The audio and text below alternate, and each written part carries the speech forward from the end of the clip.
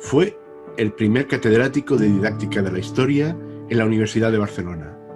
Es un referente para muchos profesores de secundaria que aprendimos con los materiales innovadores realizados por su querido Historia 1316. Pero también es un referente de la didáctica de las ciencias sociales en España y Latinoamérica. Es catedrático emérito de la Universidad de Barcelona, pero tiene la mirada traviesa de un estudiante de 20 años. Hoy nos va a ofrecer un recorrido sobre el estado de la cuestión de la didáctica de la historia, de las relaciones entre investigación e innovación, de las distancias entre las clases de secundaria y los teóricos universitarios y de los incansables proyectos que lleva a cabo con el grupo de investigación que dirige, el grupo DIGES. Hoy tenemos la suerte, la enorme suerte, de contar con la presencia del doctor Joaquín Prats, o como lo conocen familiarmente sus discípulos, Chimo Prats.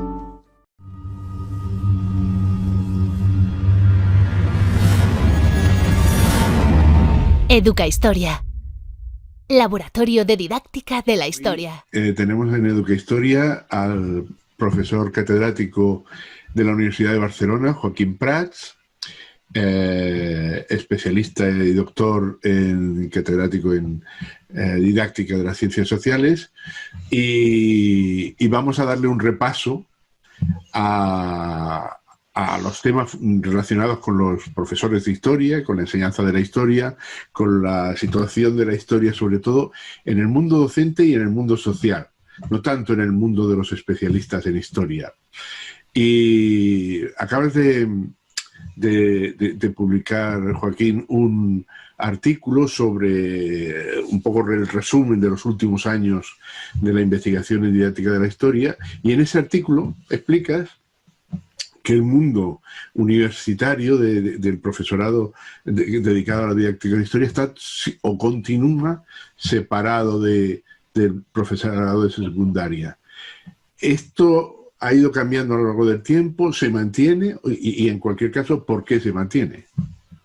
Bueno, tradicionalmente la universidad y la enseñanza básicamente secundaria han tenido pocas relaciones a lo largo de los años, no en el caso de la didáctica de la historia, sino en cualquier caso. Es decir, había como un mundo que era el mundo universitario y sobre todo el disciplinar, los físicos, los historiadores, los matemáticos, los lingüistas vivían el mundo de la academia universitaria, y los profesores de instituto con su formación universitaria pues vivían el mundo de la enseñanza a los chicos, de enseñanza obligatoria y posobligatoria, con su formación y con sus esfuerzos personales por estar actualizado. Pero no había una, digamos, comunicación fluida e institucional entre unos y otros. Cuando aparece en las áreas de didáctica de las disciplinas escolares, concretamente ahora hablamos de la didáctica de la historia y otras ciencias sociales, pues podría parecer que esta separación histórica entre universidad y enseñanza secundaria se iba a facilitar en esta área. La verdad es que algo se ha facilitado por una razón ya inicial, y es que algunos de los profesores que han entrado en la universidad para impartir y estudiar e investigar la enseñanza de la historia, algunos, como es mi caso, por ejemplo, habíamos sido y estamos provenientes de la enseñanza secundaria. Por tanto, ahí había un nexo y había una tradición y una historia personal. Y también es cierto que, a diferencia de otras áreas disciplinares puras, la relación, pues por esa misma razón y por la propia, digamos, calidad y características del conocimiento, pues quizá no está tan alejada.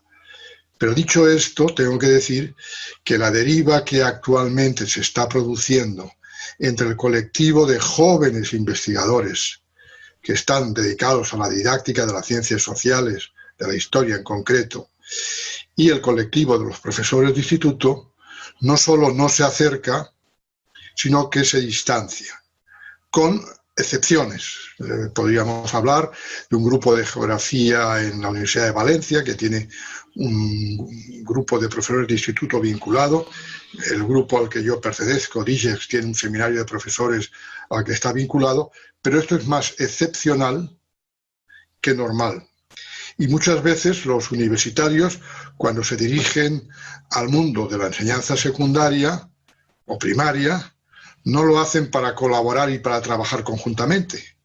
Lo hacen como banco de experimentación, como lugar donde probar sus investigaciones, sus prototipos, sus encuestas, y por lo tanto usan de la enseñanza secundaria como laboratorio, lo cual es muy distinto a poder trabajar conjuntamente con esos profesores que están al pie del cañón haciendo la didáctica en la práctica, la didáctica en el campo en la que trabajan los de la universidad.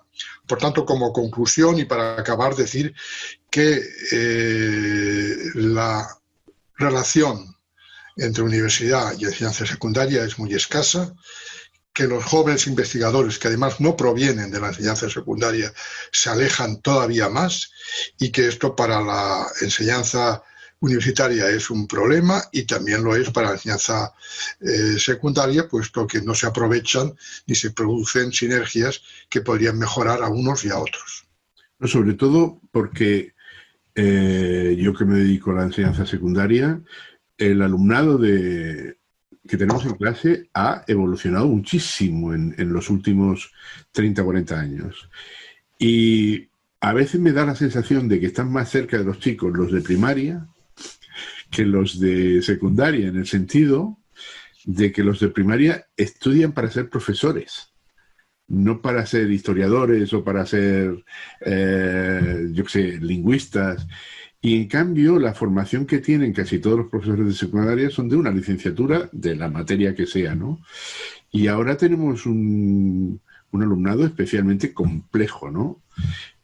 Y sobre todo muy motivado, con lo cual, si no hay un entendimiento de la situación del profesorado en la universidad, es muy difícil producir grandes metodologías que se puedan ser aplicables, porque desde la universidad muchas veces se cree que se puede aplicar en clase una cosa u otra sin el conocimiento de lo que se puede hacer en una clase. Cuando el problema en una clase a veces es que te hagan caso, entrar en sobre qué disquisiciones teóricas es muy complejo.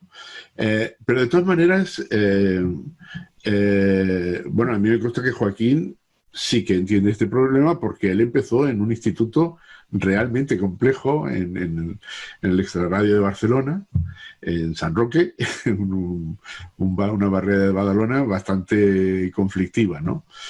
¿Cuáles son los grandes cambios en la innovación metodológica que crees que se han producido en los últimos decenios, ¿no?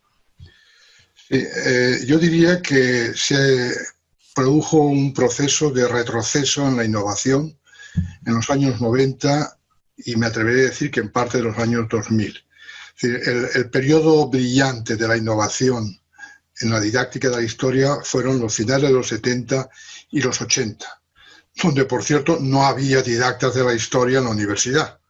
Ese cambio se produjo en el seno de los colegios e institutos de enseñanza secundaria, y su protagonista fundamental era el profesorado de, en aquel momento, bachillerato, y posteriormente de ESO y bachillerato. Yo creo que ese fue un momento muy destacado.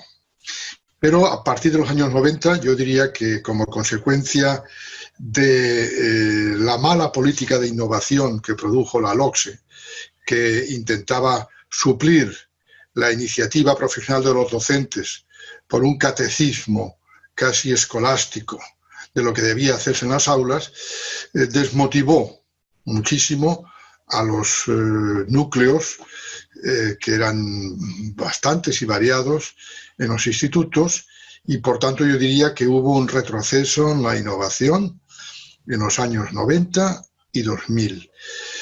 donde se volvió un poco a casi restaurar el libro de texto como principal recurso educativo en las aulas, con muchísimas y contadas excepciones. Lo que pasa es que estas excepciones no eran el liderazgo, porque siempre ha habido gente que ha innovado, siempre ha habido gente que ha hecho cosas, digamos, de innovación, pero perdieron el liderazgo que tenían los grupos de profesores de los años 80, ¿no? Que lideraban el sector profesional. En los últimos años, en los años 2000 y sobre todo en la última década, yo sí que estoy percibiendo que hay ya núcleos de profesores de secundaria que están introduciendo interesantísimas innovaciones y mejoras, muchas de ellas, tengo que decir, de la mano de la utilización de las tecnologías, de que las tecnologías ha supuesto un revulsivo que ha provocado que en algunos, lugares, y cada día más, muchos profesores hayan visto por aquí un camino de innovar. Las tecnologías no son la innovación. La innovación está en el uso adecuado de las tecnologías. Esto hay que aclararlo. Y también hay que decir que en la universidad pues también se han hecho aportaciones que yo diría que muchas de ellas de la mano de profesores de instituto que han hecho sus tesis doctorales en los senos de las universidades y que luego han podido aplicar y difundir en sus ambientes estas innovaciones.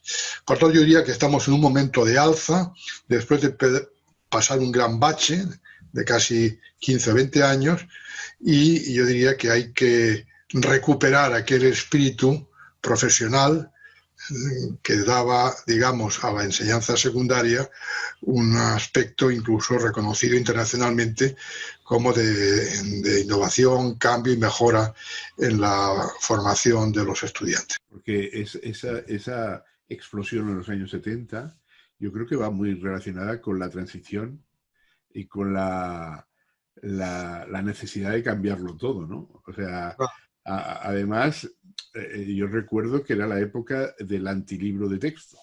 Es decir, los materiales de ACAD, de Germanía, de Historia de 13-16, eran materiales que no se establecían con unos temas que se explicaban de pe a pa, sino que eran lo que ahora serían proyectos, los llamaríamos proyectos, y claro, la complejidad digamos, de la LOCSE lo que hizo es a hundir a los profesores en trabajo administrativo que han vuelto a llevar al libro de texto al protagonismo, pero como tabla de salvación. Es decir, tengo que hacer 4 asignaturas, no tengo ni puta idea, los niños se me rebotan, pues necesito una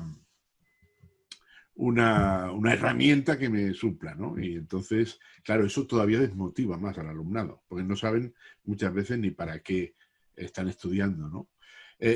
Habla un poco de esos grupos a los que tú perteneciste, Germanía, Historia, porque produjeron materiales que todavía son importantes. Yo diría que algunos son demasiado modernos para la actualidad, me atrevería a decir. Bueno, aquí hay una tradición de renovación que es anterior a los grupos a los que yo pertenecí, que son los discípulos de Vicens Vives, sí. Sobre todo Montserrat Llorens, Juan Roig, Rosa Ortega, que ya en los años 60 y principios de los 70, pues esa preocupación que tenía Vicens, que fue profesor de instituto también, por la mejora, ya se percibía, no sé, la obsesión de Vicens en crear una editorial de libros de texto, que fue Editorial Teide, de crear esos repertorios de mapas históricos y cartografía escolar.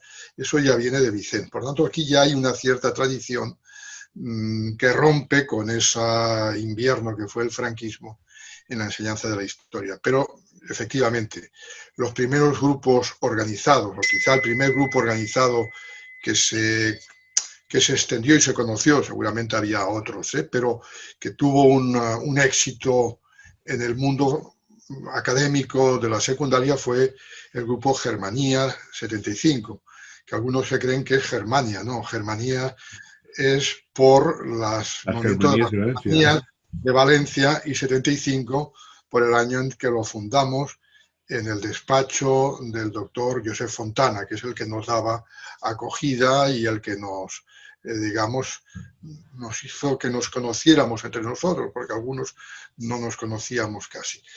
Esto fue una propuesta que en aquel momento pareció revolucionaria por dos razones. Primero, porque se cambiaba el contenido de la historia más episódica por un contenido más social, aunque tengo que decir que era muy exageradamente marxista, es decir, lo que Bueno, era la época de la historia marxista.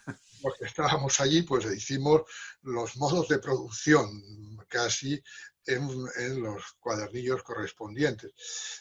También es cierto que el Ministerio había propuesto una historia de las civilizaciones que ya se alejaba de la historia puramente episódica, ¿eh? Pero esto fue cambiar y darle una orientación de contenido. Y luego, en cuanto a la metodología, se hizo una propuesta que luego no salió muy bien, porque yo lo he escrito y soy autor de por lo menos de 2 de los 8 cuadernillos que hay, que era basar el aprendizaje solo en el análisis de fuentes históricas. Es decir, que los alumnos trabajaban fundamentalmente fuentes históricas adaptadas con alguna introducción, digamos, secundaria hecha por nosotros, y el aprendizaje se tenía que basar fundamentalmente en este trabajo metodológico. No funcionó muy bien, primero porque era reiterativo, es decir, que se cansaban. Cuando llegaba febrero, aquello ya se había atado. Era muy lento, era lentísimo, y claro, las fuentes históricas, pese a estar manipuladas, en el buen sentido de la palabra, seleccionadas y bien puestas, era excesivamente complejo para tener una visión sintética de los periodos. Pero bueno, así todo, los materiales de ACAL, que salieron también de la mano de personas vinculadas al grupo, como Joan Santacana, tuvieron un éxito tremendo, y además fueron copiados o replicados por cantidad de grupos en Salamanca, en Galicia, así que tuvo mucho éxito porque rompía efectivamente la enseñanza discursiva del profesor que habla, los alumnos que toman nota y luego estudian el libro. Ahí había una actividad en clase que era la base del aprendizaje. Eso fue muy importante, y aunque yo lo critique, que algunos me han criticado por criticarlo, como soy autor y además lo experimenté, pues creo que tengo legitimidad para hacerlo. El grupo 1316... Yo creo que los que he utilizado son materiales. Creo que en la actualidad, más que fuentes históricas, tenemos que fabricar las fuentes para que sean superadaptadas. Claro, y no siempre encuentras las fuentes que te sirvan para... Y después que las fuentes escritas no son suficientes. Hoy en día hay cantidad de posibilidades multimediáticas que aportan una información también de fuente histórica, pero que tienen un atractivo y produce una motivación al alumno, que eso de leer un texto del documento que le enviaba el cardenal no sé qué a Carlos V sobre su hija Juana, en fin, eso pues la verdad es que era muy, muy duro. Decía que el proyecto en el que fundamos en Barcelona, T16, era totalmente distinto. Yo creo que superaba con creces, y antes me he referido a que es moderno, porque todavía creo que es lo que tendría que ser la base fundamentalmente de una didáctica de la historia basada en un principio que yo defiendo en mis libros, que es que el alumno simule el trabajo del historiador para que entienda cómo se construye el conocimiento histórico. No exclusivamente, pero sí que como mínimo cuando lea historia sepa que no es un cuento, una literatura, uno que se lo ha inventado, sino que detrás hay investigación, que detrás hay un proceso de conocimiento, que detrás hay una estructura epistemológica que él, aunque no la domine, sabe que existe. Yo creo que el proyecto 1316 todavía con mis alumnos para la formación de profesores de educación secundaria, todavía les sorprende a veces, ¿no? Cuando hago no aquellos materiales, sino otros parecidos, o incluso con ellos hacemos nuevos materiales, todavía les parecen muy innovadores. Esto es muy innovador, esto es muy innovador. Y bueno, pues eso es tan innovador, lleva ya como mínimo 25, 30 años que se fundó básicamente en el School Council inglés, que es donde nosotros copiamos y aprendimos ese método. Sí, porque yo, especialmente el librito del asesinato del alumno, lo he utilizado y lo sigo utilizando versionado, como tú dices, ¿no? Es decir, con documentos nuevos y tal, ¿no? Ese que asesinamos, Luis Puig, era una persona a que yo tenía un odio tremendo. Era el novio de una compañera mía, el de matemáticas. Lo mataste. Ahora, y le puse al nombre del asesinato, le puse Luis Puig, que era que es catedrático de didáctica de la matemática, por cierto. Pues Y con ese ejercicio, pues lo matamos. Con ese ejercicio yo sí que he descubierto la pasión que tienen los alumnos por... Primero, descubren, o sea, primero la emoción los puede, porque quieren saber el asesinato. Es más, en un curso hice el ejercicio sin resolverlo, porque dije, no hay prueba suficiente para... Y me estuvieron persiguiendo todo el año siguiente para que les dijera quién había muerto, quién lo había matado, ¿no?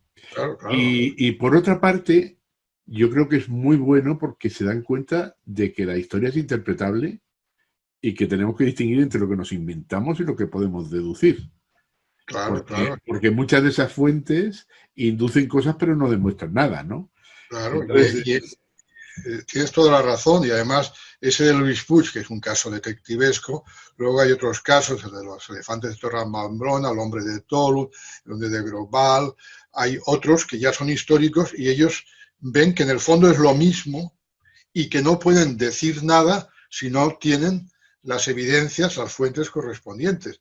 Con lo cual, uno no se puede inventar las cosas, sino tiene que basarse. Uno de los daños que ha hecho el libro de texto, es que muchos alumnos interpretan que lo que hay aquí es la historia. Sí, y no, aquello depende del que escribió el libro, de la tendencia histórica a la que pertenezca, de los intereses que representa. O sea, aquello es una versión de la historia. No todo. Además, hay una de las unidades que esta todavía la he replicado actualmente, se llama Cómo conocemos el Imperio de Augusto, donde ellos comparan lo que dice un libro y lo que ellos descubren con las fuentes documentales, arquitectónicas y objetuales, ¿no? Entonces ven la relación y dicen, bueno, se construyeron grandes emplazamientos lúdicos, coliseos, no sé qué. Coño, pues es verdad, porque mira, ahí está. O sea que la relación entre ese trabajo y lo que dice la historia también se ha de ver. La interpretación, como tú dices, ya es un tema distinto. Por lo tanto, ya para acabar esto, decir que el proyecto 1316 fue otro de los muchos proyectos que se han hecho, porque ha habido mucha gente que ha hecho cosas, pero para mí sigue siendo un proyecto que fue muy innovador en la época y que ojalá se retomara con nuevas formas, introducir el mundo multimediático aquí, que yo diría que sería muy importante. Hay una unidad que hemos hecho sobre Emilia Davidson, que fue una sufragista que en teoría se tiró delante del caballo de la reina en el Grand National, que esto ahora lo hemos replicado con documentales y con una película que se llama Sufragistas, que habla de este caso. Y entonces cuando lo replicas con fuentes secundarias como la película o reportajes de la época, la verdad es que ganan muchísimo y hacen un descubrimiento y llegan a la conclusión que hay que llegar, es que no sabemos si se tiró o se cayó. En cualquier caso, ellos ven que no se puede decir que se tiró, porque no hay pruebas documentales para decir que ya se tiró. En la película parece que se cae. Madrid parece que se cae, pero la prensa de la época decía que se tiró para humillar al caballo de la reina. Sí. Bueno, en resumen, que yo diría que esto sigue vigente y sigo defendiendo. Se ha hecho una tesis sobre el 1316, que la ha hecho Neusayés, y ha estado entrevistando a exalumnos que hicieron ese método, a un número muy amplio, no sé cómo los localizó. Y su visión de la historia, yo diría que son profesionales o trabajadores, una creo que era periodista, entrevistó a muchas y todas recuerdan eso como lo que les ha abierto la afición a la historia con una actitud de historiadora, o sea, de intentar entender la historia, pero no fiarse de todo lo que escriben. Y esa es la tesis de Neus Hayes, que es, yo diría, una prueba. Ahí sí la investigación ha hecho una aportación validando ese método a todo lo pasado, no cuando lo estás realizando, Sí, sí, sí. sino gente que lo utilizó, ¿no? Bueno, nosotros en historia, en Educahistoria, Historia. es el método que estamos intentando seguir. O sea, el Claro. del grupo Ya he visto la 13-16. web que está muy atractiva y que hay que recomendar. O sea, la idea es esa. Bueno, porque una cosa que quizá, ya un poquito aparte de esto, el historiador del siglo XX, yo creo que era un historiador especialista, ¿no? O sea, era el señor no es licenciado en historia, licenciado en historia antigua, especializado en Roma. O sea, era el que más sabía de un aspecto concreto. Y uno de los problemas que muchos profesores que nos incorporamos en esa época a dar clase es que sabíamos sobre la transición del feudalismo al capitalismo hasta el último artículo, pero a lo mejor no teníamos ni puta idea de la historia de Roma, porque en la facultad nos habíamos centrado todo en eso, ¿no? Y ahora quizá el historiador que sale tiene que ser un todoterreno, ¿no? Tiene que saber un poco de todo. No solo que se dedica a la enseñanza secundaria, sino que se dedique a cualquier cosa. A mí me sorprende mucho estos planes tan especializados que tuvieron las facultades de historia, que había gente, que venían alumnos al máster de secundaria o al CAP anteriormente, y decían, bueno, mira, tienes que preparar una unidad sobre la Primera Guerra Mundial. Decía, no, yo es que soy del 18. Bueno, vamos a ver, tú, cuando des clase, no solo darás el 18 a los chicos. El problema no es que solo sepa el 18, el problema es que les falta el contexto evolutivo y un conocimiento básico de todas las épocas. No solo para el que enseña, sino también para el que investiga. Yo creo que eso fue un error, que yo creo que el error se basaba en que los que inventaron ese plan, aquí se llamaba el Plan Maluquer en Barcelona, querían hacer especialistas en investigación en una época. Pero yo diría que así todo eso era un error. Yo creo que esa formación general, y además voy a decir una cosa que quizás sorprenda, no solo en historia, Sí, sí, sino en el todo, todo. historiador en literatura, en filosofía, había que tener esa formación, historia de la ciencia, esa formación para poder entender una época. O sea, no se puede entender solo una época basándose en lo que escriben los historiadores. Y por Y tanto, en el campo de las clases de historia, más. Porque un chico de la ESO, tú le tienes que hablar de la prehistoria, de la guerra civil y del descubrimiento de América. Porque la única manera que ese alumno abra su mente a la historia es que le des pinceladas de todo.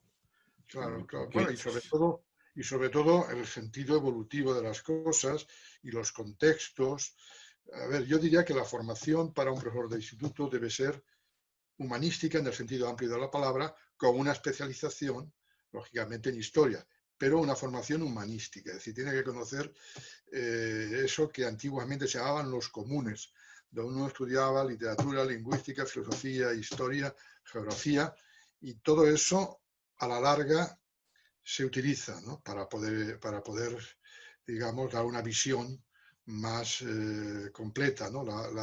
Las humanidades no debían ser una especialidad, debían ser un tronco común también para los matemáticos, para los físicos y para los biólogos.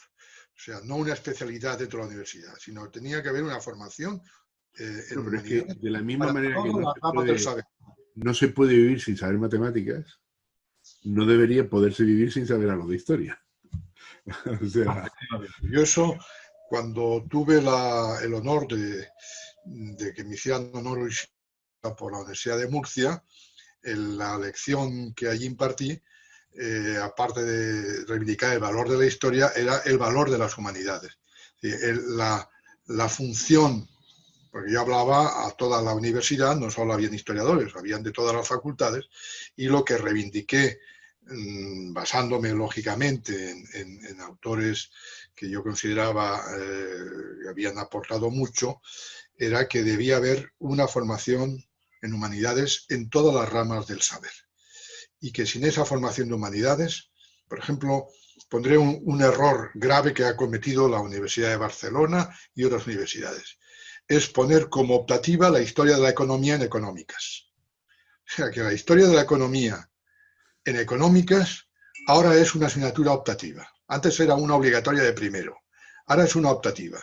No puede ser una optativa una historia de la economía para un señor que va a ser economista. Claro, es que Debería ser una asignatura potente, ¿no? No solo las doctrinas económicas, sino la historia económica, ¿no?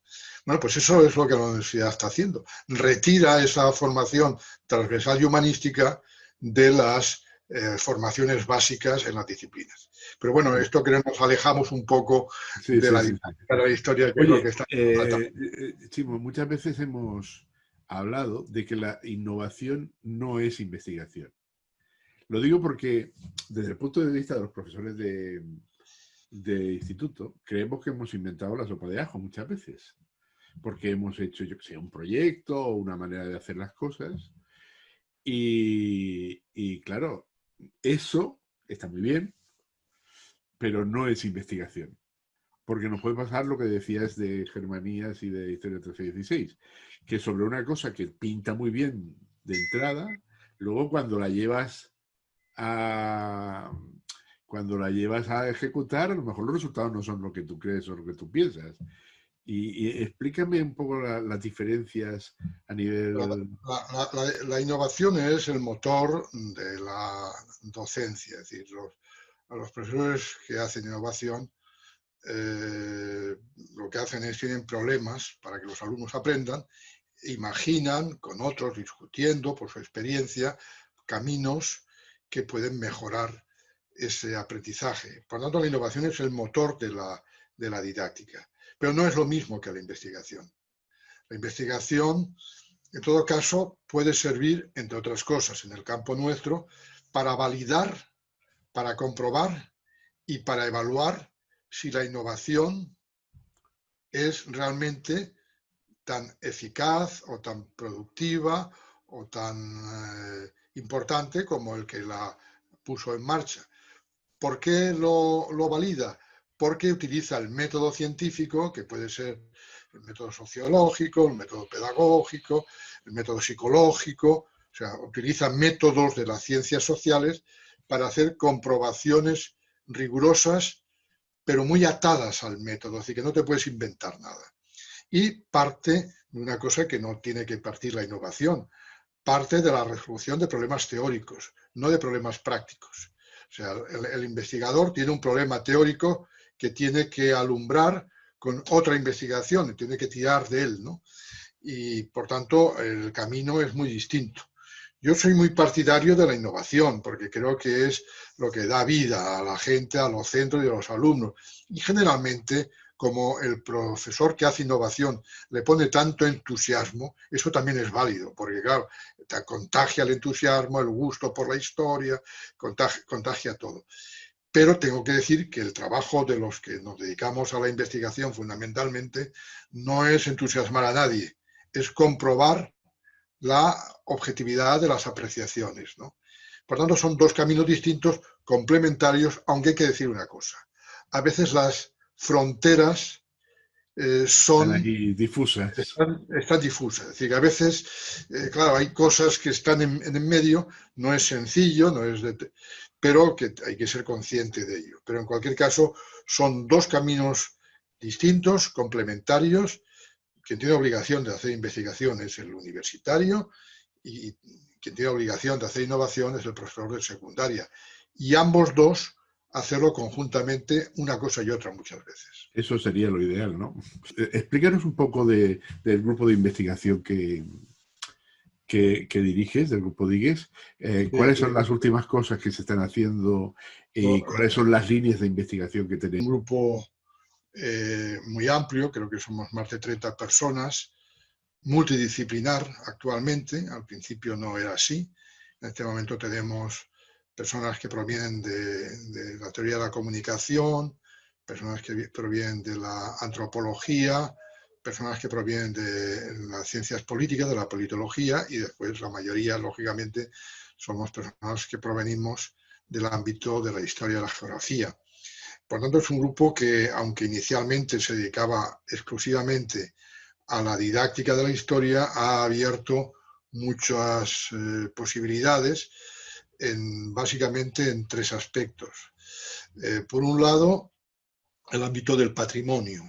El ámbito del patrimonio, no solo el patrimonio como recurso educativo, sino todos los aspectos relacionados con lo que podríamos llamar museología, museografía, con todo lo que hace referencia a la divulgación patrimonial en ámbitos no solo escolares, sino en ámbitos sociales y no me duelen prendas decirlos, turísticos, ¿no? Es decir, que ese es un ámbito que hemos trabajado mucho últimamente. Creo que está dando trabajo a muchos historiadores, ¿eh? Y que da trabajo a historiadores, pero que, claro, tal como se conserva y se expone y se activa el patrimonio, nos preocupaba mucho que el patrimonio muchas veces es críptico. El otro día visité, el otro día hace meses, el Museo de Arqueología de Badalona, que es una monada, pero no comunica nada. O sea, está hecho por arquitectos de diseño, pero no explica nada para un visitante normal. En cambio, uno va a la ciudad ibérica de Calafell y entiende cómo vivían los íberos, ¿no? Ahí hay todo un tratamiento patrimonial. Ese es un campo. Ese campo, además, se ha ido completando con la incorporación de tecnologías que también hacen referencia a cuestiones de enseñanza formal. Por ejemplo, hemos trabajado pues la incorporación de realidad aumentada, de realidad virtual. Ahora mismo estamos construyendo una fábrica industrial en 3D, realidad virtual, donde el alumno se mueve como en un juego de ordenador. Es decir, que de alguna manera ahí hemos también incorporado temas de tecnologías que ya no son específicas para el patrimonio, sino para cualquier ámbito de la enseñanza de las ciencias sociales, y en este caso que he citado de la historia. Y luego estamos introduciendo también, de hecho el último I+D que nos acaban de conceder ahora en el mes de junio, todo el tema de las redes sociales y la difusión mediática a través de redes. Por ejemplo, este último I+D que iniciaremos el próximo día 22 en la reunión plenaria, porque nos cogió esto antes de vacaciones, es estudiar las dietas mediáticas que utilizan los alumnos y cómo los incorporan a su visión de las cosas, ¿no? Cómo utilizan sus TokTok o sus Instagrams, y que ven, que hacen, cómo configuran su manera de ver las cosas, ¿no? Ya lo hicimos un poco en el anterior I+D, que era formación ciudadana, de cómo veían sus derechos y cómo veían el ordenamiento y cómo utilizaban, de ahí se nos ocurrió la idea, cómo utilizaban las redes para informarse políticamente. Eso es otro camino que estamos iniciando, y aquí tenemos en el sector de comunicación, tenemos a personas, por ejemplo, una doctora en teoría de comunicación en Stanford, y tenemos personas muy preparadas que junto con los didactas estamos, digamos, abriendo el campo. Y siempre tenemos alguna cosa de didáctica de la historia específica. El proyecto actual, que concluye ahora en enero, era, pues, estudiamos en los libros de texto cómo se trata la memoria histórica y cómo se incorporan lo que ahora llamamos memoria con lo que llamamos historia. Por tanto, claro, esto, como somos un grupo tan amplio, no quiere decir que todos nos dediquemos a todo, sino que hay subgrupos, y algunos están en 2 grupos, que van trabajando pues estos 4 aspectos que yo acabo de señalar. Y dentro del grupo, pues, como he dicho al principio, hay de todo, ¿eh? O sea, ya no hay solo historiadores, hay politólogos, comunicólogos, antropólogos, geógrafos, pedagogos, hay de todo ya. Bueno, es uno de los grupos más punteros de investigación en España y en Latinoamérica. Explícanos un poco. Como mínimo tengo que decir, y esto me pongo yo, no está bien que me ponga las medallas, que en la evaluación externa que tuvieron los grupos de la Universidad de Barcelona por la agencia de evaluación AGAUR, quedó el primero de la Universidad de Barcelona con uno de física, por delante del parque científico, de medicina, de química.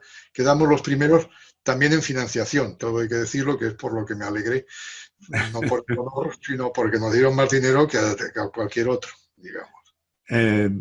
Ligado con esto, para ver el nivel de investigación didáctica de la historia que tenemos, hemos estado hablando fuera de micro sobre un artículo que acabas de publicar hace poco. Dinos un poco cómo ha evolucionado el número de publicaciones, tesis doctorales, etcétera, etcétera, sobre esos temas.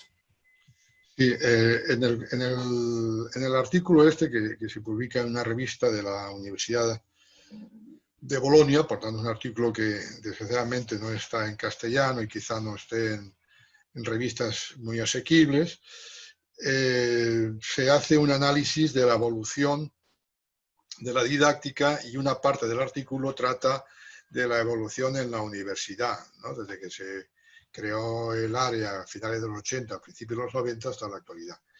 En el ámbito cuantitativo, que es uno de los aspectos que se explican en el artículo, basándose fundamentalmente en alguna tesis doctoral que se ha realizado y alguna investigación que se ha realizado, pues se produce una sorpresa tremenda en el ámbito internacional. Es que probablemente en España, en ese ámbito de publicación de artículos y de realización de tesis, estemos en un lugar puntero en el mundo. Yo creo que solo está por delante en artículos de impacto de Estados Unidos, me parece. Y en tesis doctorales, pues yo diría que hemos pasado de las dos primeras que se leyeron en la Universidad de Barcelona, yo diría que en el conjunto de España, en el año 90, que tuve el honor de codirigir con el profesor de psicología Mario Carretero, y entonces aprendí a hacer investigación de la mano de un psicólogo, como he dicho antes, hasta que eran dos tesis, Ángel de Carmen Guimerá y otra profesora de instituto. Pues la línea ha sido tan ascendente que en este momento, no tengo el dato delante, probablemente estaríamos hablando de entre 300 y 400 tesis doctorales. Es decir, que la evolución ha sido absolutamente vertiginosa y se siguen haciendo tesis doctorales. Nosotros en la Universidad de Barcelona en este momento tenemos como unas 10 tesis en marcha todavía, ¿no? Te digo todavía porque tenemos poca capacidad de admitir más doctorandos. No es porque no tengamos demanda, es que no tenemos capacidad de dirigir más. No tenéis Por tanto, suficientes profesores. no hay suficientes profesores porque afortunadamente la exigencia actual para dirigir una tesis en el sistema universitario es muy alta, no puede dirigir. O sea, normalmente yo he sido director del programa de doctorado durante estos años, de 600 profesores solo había 32 que podían dirigir tesis en didácticas. No de historia, sin todas las didácticas. Es decir, que la exigencia es muy alta. Claro, eso también tiene una contrapartida, que hay mucha gente que quisiera hacer la tesis, pero que no puede ser admitida porque no tenemos capacidad para más. Eso es un dato que habla de lo que estábamos refiriendo, y es que el área de conocimiento de didáctica de la historia ha crecido mucho en cuanto a capacidad de producción y en cuanto a capacidad de atracción de futuros investigadores.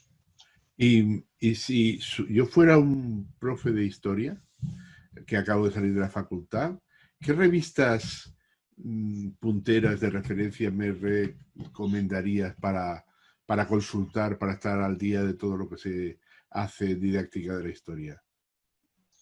A ver, la revista de divulgación específica que hay, digo de divulgación, que no de investigación, sino de divulgación, que es específica de didáctica de la historia, es una revista que edita una editorial catalana que se llama Graó, y la revista se llama Iber, Didáctica de las Ciencias Sociales, Geografía e Historia. Esa revista, que fundamos hace 25 años, y hemos superado, este último número es el número 100, es, yo diría, el órgano más constante, y es trimestral además, ¿no?, que existe en el ámbito, digamos, de lengua castellana. Luego hay otras revistas también similares, por ejemplo, en Suiza hay una revista que se llama el Cartable de Clio, que sería parecida a Iber, que publica la Universidad de Ginebra y que es online y que también tiene una divulgación que tiene la ventaja que ves un poco lo que se hace fuera de España, es decir, sobre todo en Italia, Francia, Suiza y un poco Alemania. Luego hay alguna revista que incorpora también cosas de didáctica de la historia, pero ya de investigación, no tanto de divulgación, como es una enseñanza de las ciencias sociales, que edita la Universidad de Barcelona y la Autónoma de Barcelona, o enseñanza de las ciencias, didáctica de las ciencias naturales y sociales, que edita la Universidad de Valencia, que es una revista que también tiene muchos años, aunque ahí yo creo que es más. Y luego en el ámbito online hay una revista que se llama Clio, que edita un grupo de profesores, entre ellos Pilar Rivero, de la Universidad de Zaragoza, o Chimo Soler, que está en el Cervantes, que además tiene mucha periodicidad, es decir, que sale cuando toca, que hay un poco de historia, un poco de didáctica, que está muy bien. Y alguna otra, yo diría que no hay demasiadas, pero bueno. Bueno, la ventaja de que no haya demasiadas es que se pueden consultar todas con cierta... Sí. Bueno, en el caso de Iber es pagando, pero porque es de una editorial comercial. Pero en el caso de Clio, por ejemplo, no. Se puede consultar online. Y luego hay, no revistas, pero hay, por ejemplo, páginas como la de Sobrino, la de Diego Sobrino. Diego Sobrino, que no es específicamente una revista, aunque creo que está en Clio también, pero que también aporta muchísimos elementos, sobre todo de profesores de secundaria, y no digamos pues la revista digital que tú diriges, Gracias. Historia. Y no quiero tampoco ocultar la que yo hago en mi casa por los domingos, que se llama Historididáctica. No, pero es una web de referencia, ¿eh? Tiene en este momento, creo que son 4 millones de visitas, es decir, que es una revista. Esta Historididáctica no es un poco mezcla entre divulgación e investigación. O sea, que no sería una cosa así muy fácil. Pero yo les recomiendo a nuestros televidentes que la consulten, porque una de las grandes ventajas que tiene es que podrán consultar artículos que a veces es difícil de encontrar por otros caminos, porque están publicadas en universidades y que en papel no llegan a ninguna parte. No llegan la mayoría, y que tengo que decir... Hay libros. Hay libros, mira, cuando acabe uno que me parece muy bueno, que lo publicó la Junta de Extremadura. Bueno, ahora mismo, cuando acabemos esta conversación, colgaré un libro que hoy ha salido, que tiene 700 páginas, sobre aportaciones a un congreso en didáctica de la historia y la ciudadanía. O sea, que se van colgando libros. Yo esto lo hice hace años, porque veía que era muy difícil encontrar muchas publicaciones que son en papel y que, claro, tienen una difusión. Es que no se trata de comprarlas, es que no las puedes alcanzar. Y de hecho, donde tiene un éxito tremendo, como estos digamos, programas para ver las consultas de las webs, te dicen quién consulta y dónde, tiene un éxito tremendo en América Latina, porque allí, claro, allí tienen mucha dificultad en encontrar artículos, y entonces allí encuentran, a veces entras y están 25 de Uruguay consultándolo. Me imagino que el profe ha dicho, consulten eso, y los de Uruguay pues han entrado a ver. O sea, que yo diría que es una aportación, pero bueno, es una página muy humilde, muy sencilla, hecha por una persona que no sabe, no comparable a Educahistoria, que acabo de ver, que tiene un aspecto fabuloso. Bueno, vamos a intentar que entre por lo menos por la vista. Bueno, pues muchas gracias por tu tiempo y muy agradecidos porque los profesores de historia puedan conocer a través de esta entrevista muchas cosas que no sabían.